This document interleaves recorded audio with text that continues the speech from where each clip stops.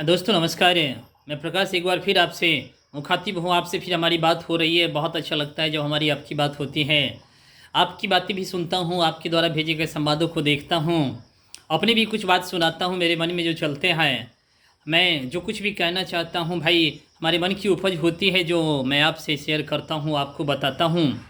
और एक संबंध जो हमारा आपका बन गया है, ईश्वर की असीम कृपा रहेगी, हमेशा चलता रहेगा जीवन के साथ भी और जीवन के बाद भी। अब हम आप एक दूसरे से अलग नहीं रह सकते। कुछ इस तरह का संबंध हमारे आपके बीच बन गया है। तो आइए दोस्तों, आज फिर मैं एक छोटी सी बात, एक प्यारी सी बात, एक खुशनुमा अंदाज के साथ आपको बताने जा रहा हूँ। आज हमारे आपके बीच में कुछ ऐसी बातें हैं जो अगर हमारे जीवन का हिस्सा बनती है तो बहुत ही सुकूनदायक होता है। आनंद भरी जीवन यात्रा अपने लय में आगे बढ़ता हुआ अपने लक्ष्य की ओर बढ़ जाता है। हमारा जो मानव जीवन का जो लक्ष्य होता है उसकी प्राप्ति होती है। कभी कभी होता है कि हमें अपनी मंजिल नहीं मिल पाती और हम बड़े निराश हो जाते हैं कि जहाँ हमें पहुँचना है, जिस जगह भी हमें पहुँचना है, जो मंजिल हमने अपने आप के लिए निर्धारित की है वो हमें नहीं मिल पाता है। और इस तरह की परिस्थितियों में व्यक्ति निराशा हताशा के बादलों में घिर जाता है। व्यवहार उसका प्रभावित हो जाता है। वो समझ नहीं पाता है कि इसे विडंबना भरी माहौल से वो कैसे निकले, कैसे अपनी समस्याओं का निराकरण कर पावे। मन के किसी कोने में बहुत क्षोभ होता है, बड़ा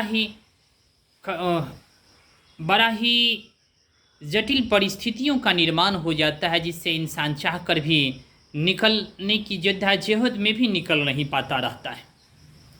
आपका जो लक्ष्य हो, जब आप उसको प्राप्त करने के लिए निकलते हैं, पूरी ऊर्जा के साथ, मेहनत और ईमानदारी के साथ आगे बढ़ते हैं, लेकिन कहिए कि किसी कारणवश, चाहे जो भी परिस्थितियां रही हो, जिस प्रकार का भी संयोग रह रहा हो, अगर आप उस तक नहीं पहुंच पाते हैं तो स्वाभाविक है, ये तो मानवीय प्रवृत्तियां हैं जो हमें निराश करती हैं। लेकिन ऐसी परिस्थितियों से निकलने के लिए मैं आप सबों को आगाह करता हूं मेरे भाई, कभी भी निराशा रूपी बादल को अपने ऊपर मत घेरने देना। निराशा के भंवर में फंसा हुआ इंसान कभी सही मंजिल तक नहीं पहुंच पाता। जिंदगी कभी खत्म नहीं होती, कभी इसकी झंझावत खत्म नहीं होंगे। कई सारे उत्तरदायित्व है, रिस्पॉन्सिबिलिटियां हैं, आपके बहुत सारे कार्य हैं, आपके बहुत सारे कर्तव्य हैं। अपने घर परिवार बाल बच्चों के लिए, समाज के लिए, राष्ट्र के लिए, हर किसी के प्रति कर्तव्य है आपका। इन कर्तव्यों को पूरा करना है। हर इंसान इन कर्तव्यों को पूरी करने की कोशिश करता है। वो अपने कर्तव्य पथ को अपना सर्वश्रेष्ठ अर्पित करने की भरसक कोशिश करता है। हम सभी करते हैं ऐसा। आज शिक्षा ऐसी हो रही है जो कि बच्चों को केवल इतना तैयार करती है कि बड़े बड़े ऑफिस कार्यालयों, बड़े बड़े ऊंचे ऊंचे पदों पर सुशोभित करें। उसे तकनीकी रूप से तैयार करते हैं, उसे मशीनीकरण की अंधी दौड़ में तैयार करते हैं बच्चों को कि हाँ ये आईएएस बनेगा, आईपीएस बनेगा, या फिर प्रशासनिक पदों को सुशोभित करेगा, बड़े बड़े ऑफिसर बन कर के ये काम करेगा। लेकिन शिक्षा में आज एक बहुत बड़ी कमी हो रही है, और वो कमी हो रही है कि व्यक्ति का शिक्षा ऐसी होनी चाहिए कि जीवन की कठिन परिस्थितियों में भी वो अपना रास्ता निकाल सके। जीवन में आए झंझावातों, जीवन की समस्याओं के आगे वो नेस्त नाबूद न हो पाए, वो घुटने टेकने को मजबूर न हो, बल्कि वो जीवन की कठोर परिस्थितियों में भी अपना रास्ता निकालने में वो सक्षम हो। उसके पास उसकी मजबूत शिक्षा होनी चाहिए। शिक्षा जीवन की तैयारी हो, ये सर्वश्रेष्ठ है, ये सर्वोत्तम है। किसी परिस्थितियों से घबरा करके लोग अपनी जिंदगी रूपी गाड़ी को विराम दे देते हैं। आए दिन आप दैनिक समाचार पत्रों को उल्टा के देख लें, आपको यही मिलेगा। इसी तरह की बातें खबरों से अटी पड़ी होती हैं कि बड़े बड़े पदों को सुशोभित करने वाले लोग पता नहीं कौन सी शिक्षा प्राप्त करते हैं, पता नहीं कौन सा ज्ञान उनके पास होता है, जो बहुत सारे कर्तव्यों, बहुत सारे अधिकारों का वो तो प्रयोग करते हैं, लेकिन जीवन की कठिन परिस्थितियों में उलझ करके वो अपने जीवन रूपी गाड़ी को विराम दे देते हैं। हमेशा के लिए रोक देते हैं, खामोश कर देते हैं, शांत कर देते हैं। क्या यही शिक्षा की परिणति होनी चाहिए? कदापि नहीं। आपकी शिक्षा में अगर ताकत है, आपकी शिक्षा में अगर मजबूती है, तो आपकी शिक्षा आपको किसी भी परिस्थिति में आगे बढ़ने के लिए हमेशा अग्रसारित करती रहेंगी। वो आपको मोटिवेट करती रहेंगी, वो आपको त्वरण प्रदान करती रहेगी, जिससे कि आप अपने लक्ष्य की ओर बढ़ते रहें, जीवन को उसके अंतिम पड़ाव तक ले जाएं।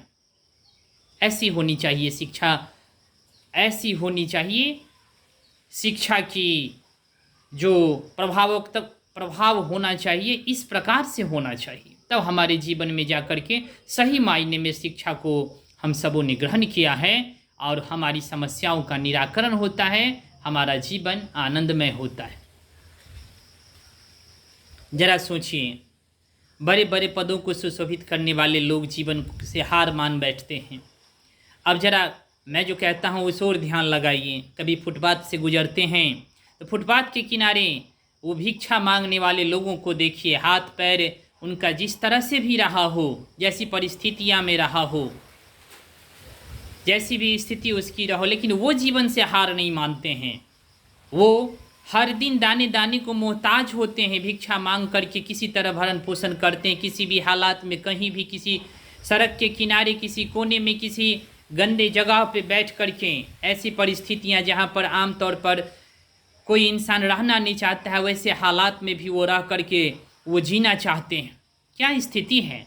सारे संसाधनों से लैस एक व्यक्ति जो बड़े बड़े पदों को सुशोभित करता है, बड़ी बड़ी डिग्रियां उसके पास होती है, अच्छे संस्थान से प्रशिक्षण लेके निकलता है, लेकिन जीवन की कठिन अनसुलझी राहों में उलझ करके अपने जीवन को खो बैठता है, अपने जीवन को विराम लगा देता है।